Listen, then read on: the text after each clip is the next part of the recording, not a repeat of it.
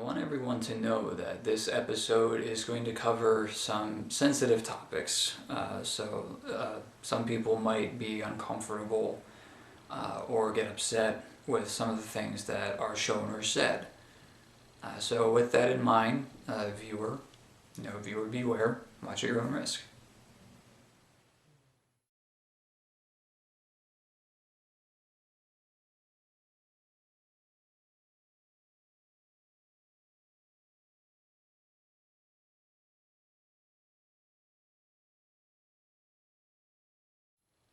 I also want to start off this episode differently than I have before. I usually start with a game day, but this time I'm going to start with something that I feel really demonstrates and portrays the real feeling of whenever you're heartbroken.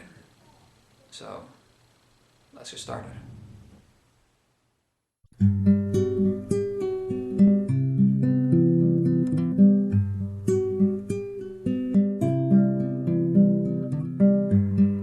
Photographs and memories, Christmas cards you sent to me.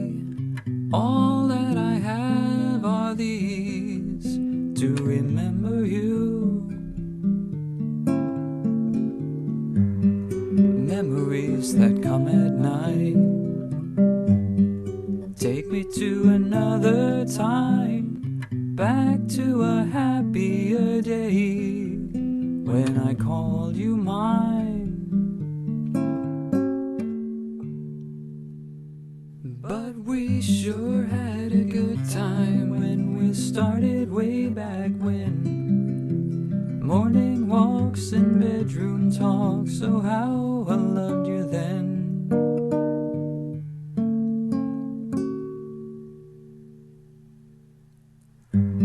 Summer skies and lullabies, nights we couldn't say goodbye, and of all of the things that we knew, not a dream survived.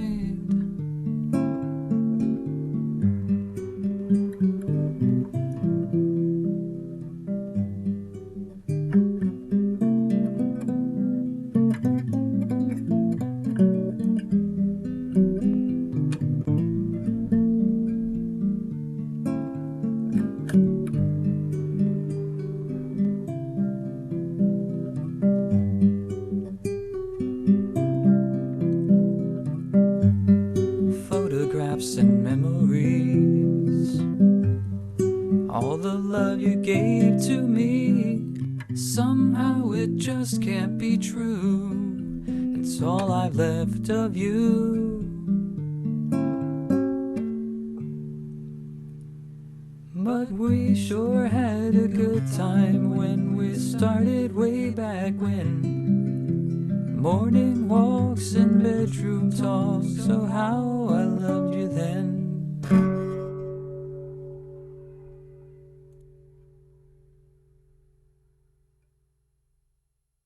I tried for this one, I really tried. I could not come up with just one good game for this segment, so instead I will showcase a few games that all have some well-displayed scenes of grief, loss, and heartbreak. In God of War, the protagonist Kratos offers his life to Ares, the reigning god of war, so that he and his army can defeat their enemies during a particularly ill-fated battle. Ares accepts Kratos' offer and wipes out the enemy army. He also brands Kratos with special weapons and the ability to kill just about anything. This backfires on Kratos though when he, engulfed in his battle rage, kills his own wife and child. Horribly rattled and grief-stricken, Kratos vows to get revenge on Ares for including his family in the bloodshed. We see how Kratos flashes through his memories and how the image of his weapons slaying the ones he loves replays in his mind on an almost forever loop. The impact it left on him was so great that he was stuck in a trauma cycle. When he finally gets to Ares and confronts him, Ares looks down on and mocks Kratos. But Kratos, now stronger than ever due to the trials he endured, battles with the immortal warlord and almost defeats him in combat, only for Ares to play dirty and pull the psychological warfare card.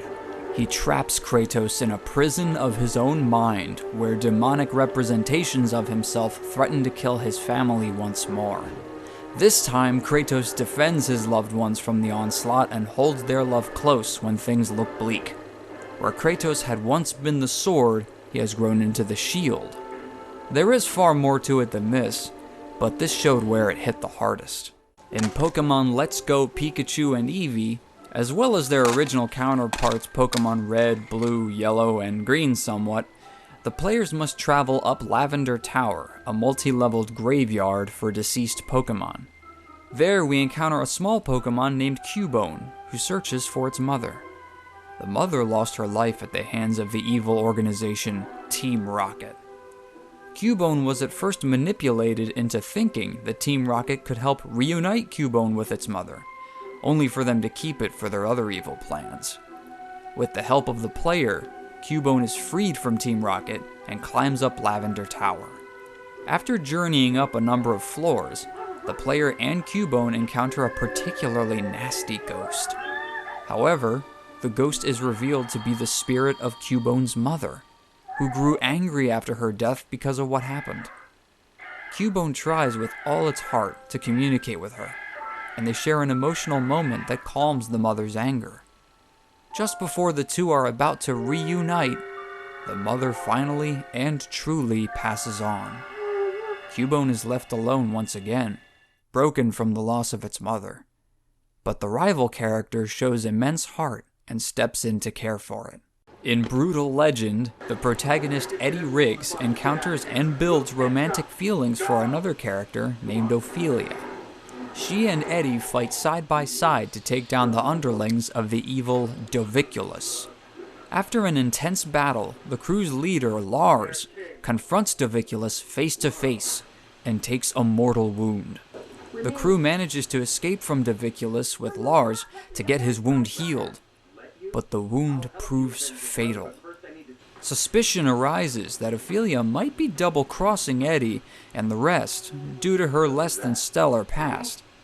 Eddie tries to talk with her, but finds out that she has indeed been keeping secrets and possibly lying to them for an unknown reason.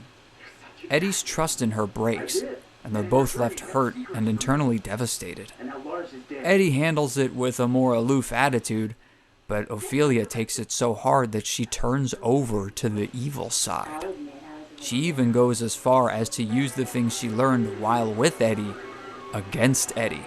These are just a few examples where our in-game avatars experience some sort of incredible loss, be they family or other loved one in some fashion.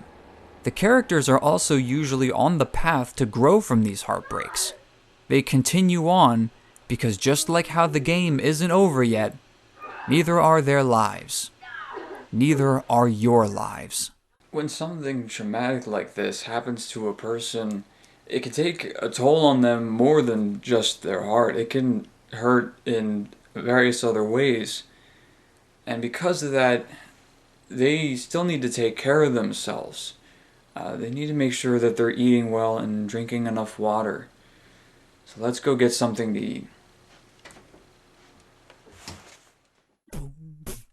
Even if it's something as simple as a peanut butter and jelly sandwich, if your system can handle it and it has at least a decent nutritional profile, do yourself well by making yourself one and actually eating it. It might take some time, but you will be able to manage making more diverse meals for yourself. I'll show you how to make a simple meal with some healthy fats and good vitamins in it. Crack 2 or 3 eggs into a bowl and scramble them with a fork. Leave them for now. Take a couple pieces of bread and toast them in either a toaster or a toaster oven. Get some butter or butter substitute, no margarine, and spread it well over the toast. Heat up some cooking oil in a pan and pour those eggs over it. Let them cook for a short while and lower the heat if necessary. Flip them to cook the other side. Once done, add the eggs to your toast plate. Add some leafy greens or other healthy vegetable to complete the dish. Foods like eggs, leafy greens, and possibly buttered toast will help put fuel in your system if your system can handle them. Don't make yourself something you're sensitive or allergic to, obviously. I felt the need to say that. Your body will thank you for the protein, healthy fats, vitamins, and minerals. Make sure you drink plenty of water, too.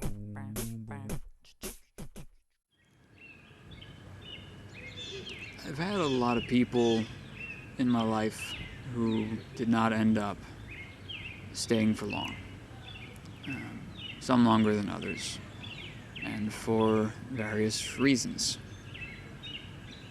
I've lost relatives that are close. I've lost loved ones, partners, and when it comes to losing somebody that's close to you, it never seems to hit you all at once.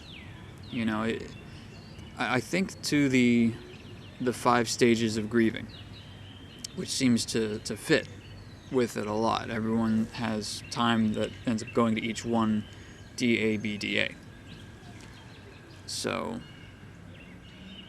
when it comes to losing someone that you hold dear, whether it's family or a partner or whatever, it could even be a pet. It could be something like that. It could just be something that you held value for.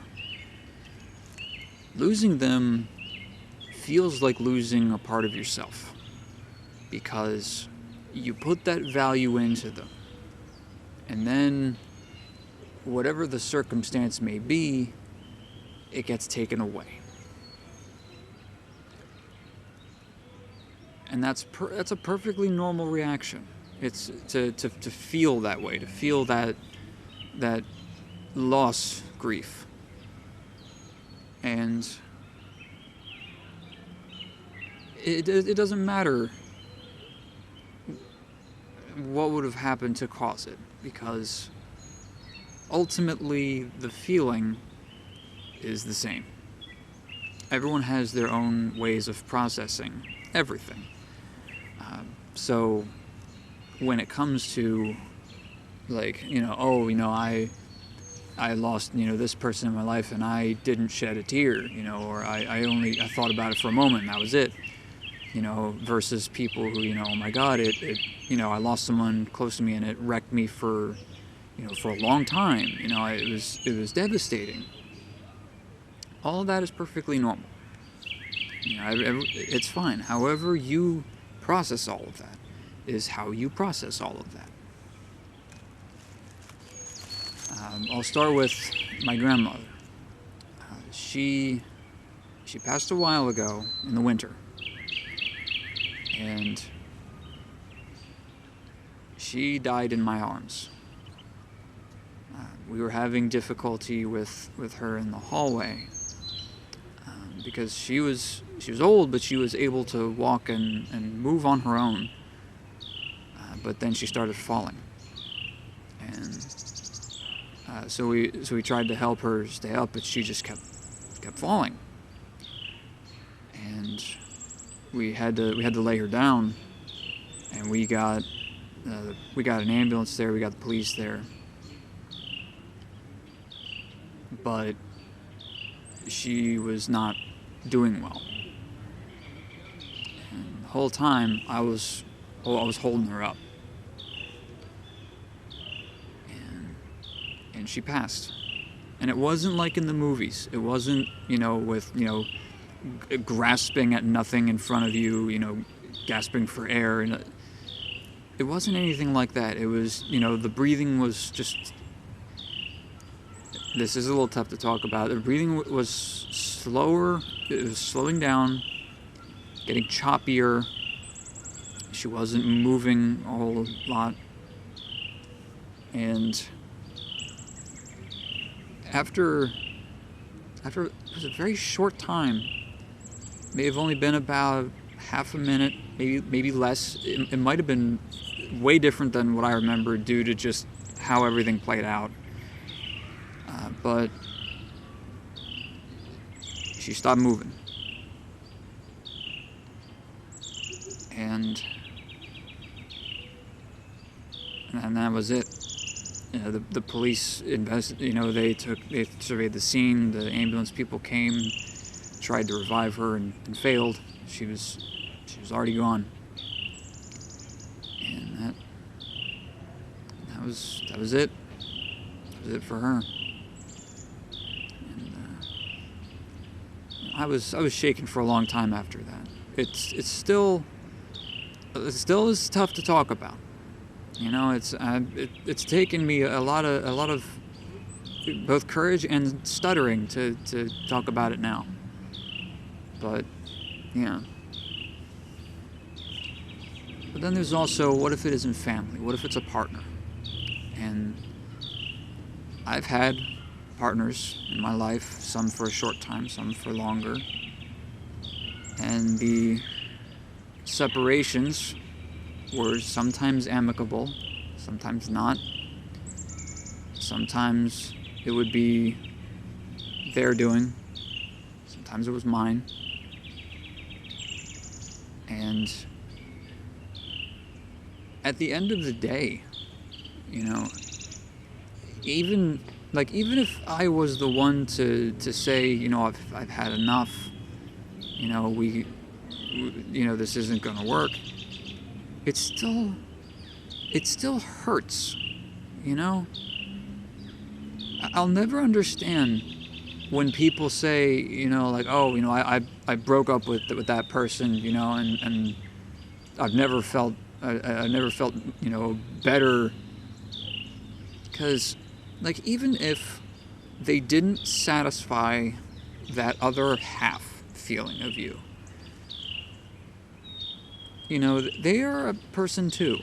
They have feelings and processes of their own as well.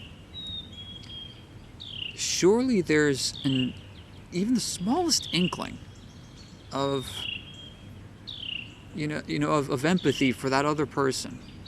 That things didn't work out, and that and that something would have to be done different. That they will have to go find, I guess, someone else. And if it's done to you, if you get told, hey, this relationship ain't working, and that makes you feel like absolute crap, because it makes you feel like everything that you do for the relationship isn't good enough. And I've had relationships that have lasted for years, and not just like a couple of years, but many years, and then they ended up not working out for whatever reason. And I look back on that now. I look back at my previous partners, and I only wish them well. I can only hope that whatever goes on in their lives, that it brings them peace, it brings them love, and that everyone, not even just my previous partners, but everyone gets to find the love that they need. Because heartbreak is a feeling without. It's a feeling of not having the love that you need. It's a feeling of there is something that was a part of me, or that should be a part of me, that no longer is.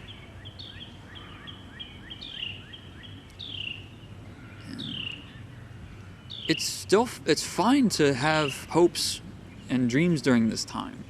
Yes, things things, they feel like it's, sometimes it feels as bad as being like rock bottom, but it's not necessarily rock bottom if there's the possibility of things getting better. Because you can always have a chance at that love again. That's one thing that I think a lot of people who are in the feeling of heartbreak tend to not see in front of them. They tend to not remember that the feeling of love can still be there. It can still be there. It's just overshadowed by that grief, the lost grief. So there's no shame in that feeling. I know that Frank Zappa made a song called "Broken Hearts Are for Assholes," and while I'll always appreciate the music that the man had made, that is one thing I don't agree with.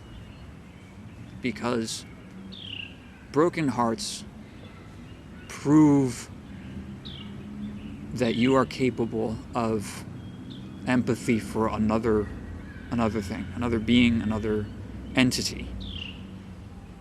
And that's one of the most important things in the scope of our lives, is being able to have that empathy for your fellow man, for your fellow beast, for anything, really.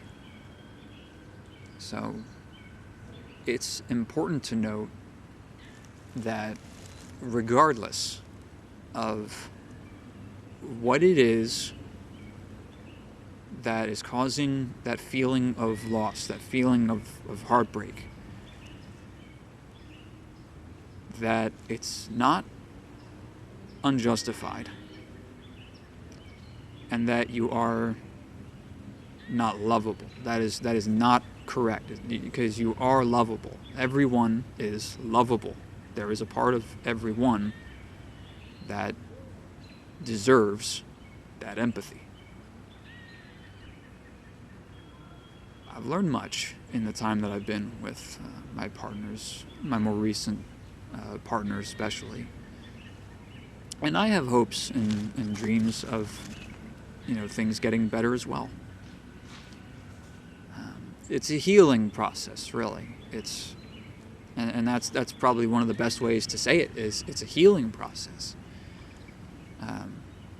And you never know, because once you do heal from that,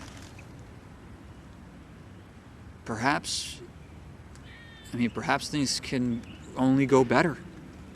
You never know. Things can get better. Things can grow.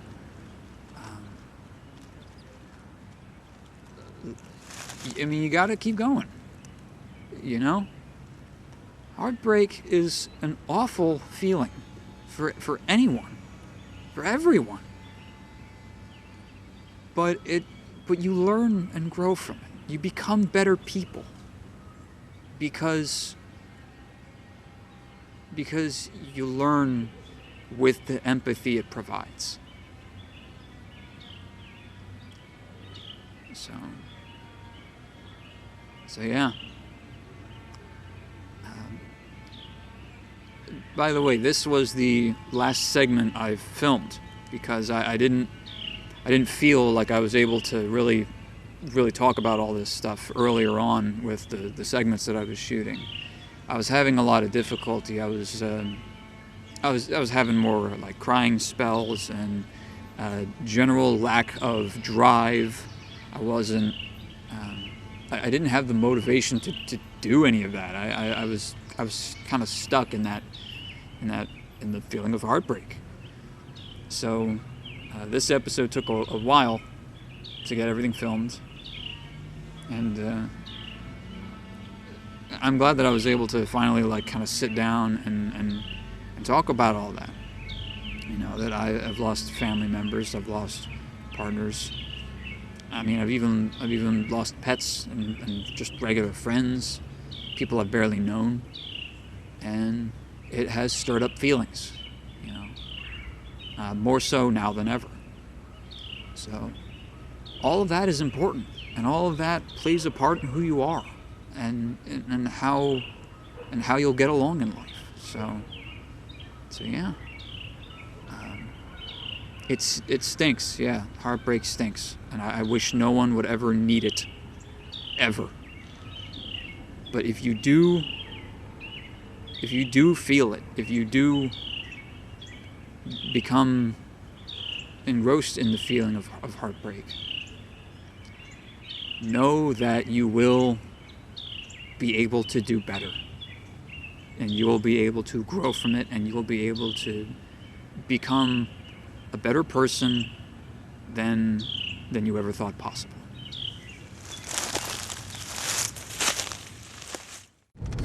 Right now, I'm driving myself to a therapist to speak with,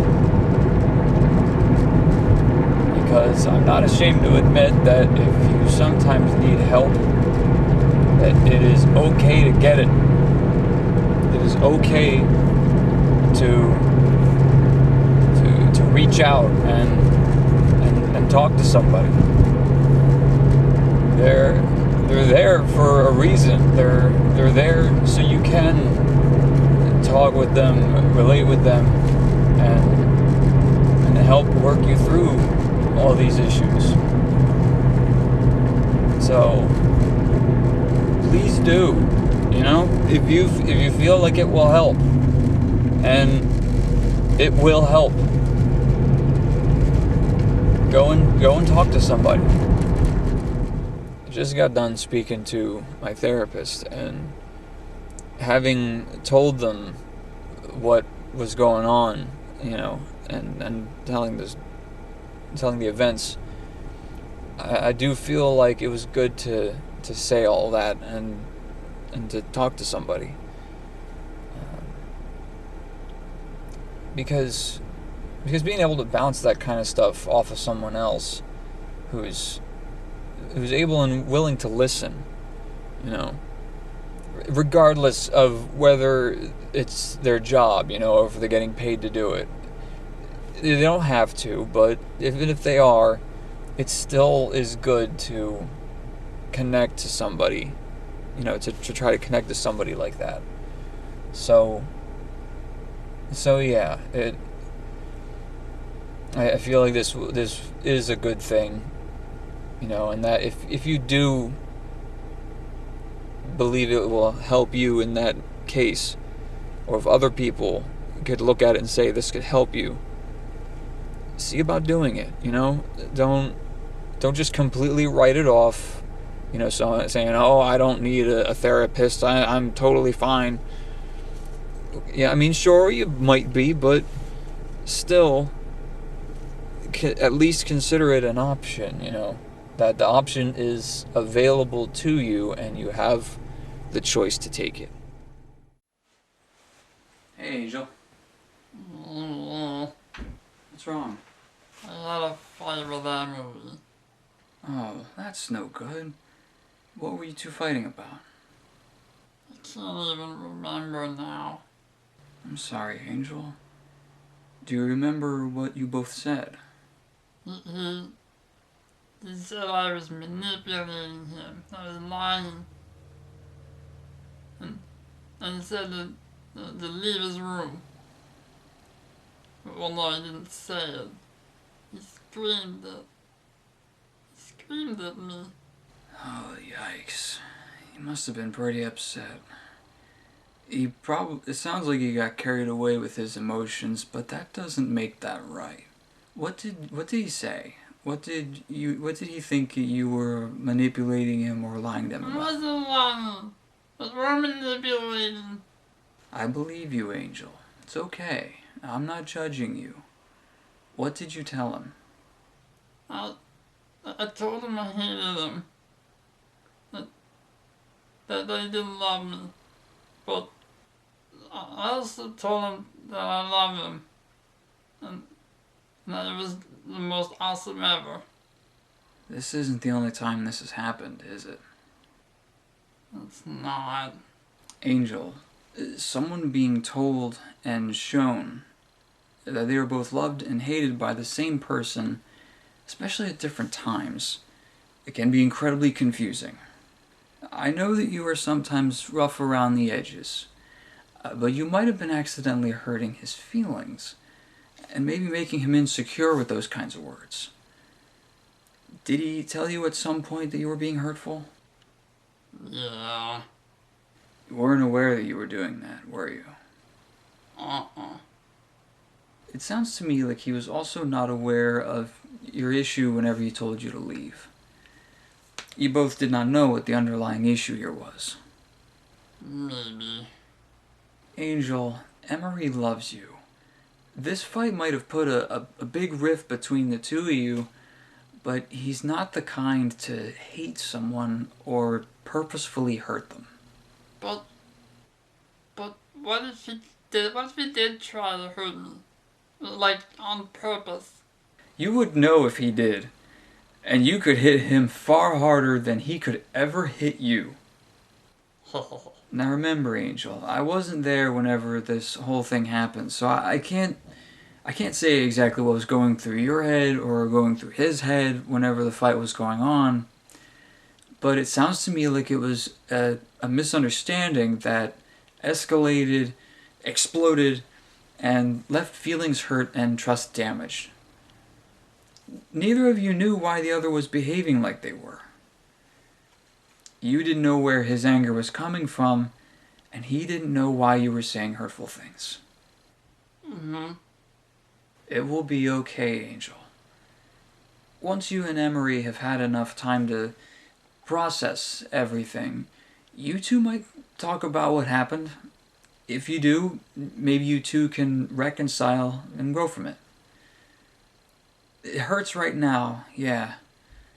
Heartbreak is hurtful. I feel like he might be just as hurt as you, just he processes it differently. Has that happened to you before? Yes, Angel, it has. Stinks. Really hurts. Yeah, it does. But you'll be okay, champ. Cry it out if you need to. There's no shame in that. Do you want something to eat or drink? I don't know. Alright, well, here's a glass of water. I put it on the nightstand for you if you get thirsty, okay? Thank you. I'll be in the other room if you want to talk. And remember, you are loved. Thanks, Dad. You're welcome, Angel. Feel better soon.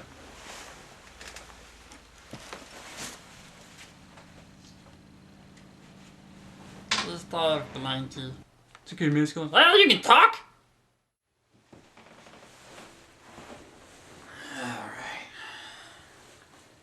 This episode was not an easy episode to make. I had to take a lot of time to reshoot various scenes, to reorganize everything. I've had to take moments between shots due to getting upset. And overall, it was a tough process.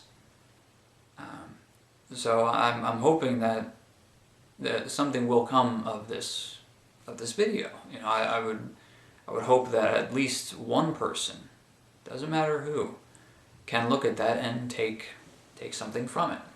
You know. So regardless of where it came from, or even if you're currently experiencing it right now and what had even happened, if you are feeling heartbroken from something, I do hope that all those feelings get rectified. I do hope that you end up finding a good place for them, you know, a place where you can feel them, let them out, and properly process them. So with that, you take care. Hey, look, Eddie. I finally got myself a car. got a special seat in the back, just for you. Ophelia, what have you done? But you know, after you tore out my heart and left me for dead, I'll admit I was a little down. But then I pulled myself together. Started making new friends. Diviculus is not your friend. Can't you see he's using you as a tool against us? And I began to use all that stuff you taught me, Eddie. And you know, you taught me so much. You taught me about trust and loyalty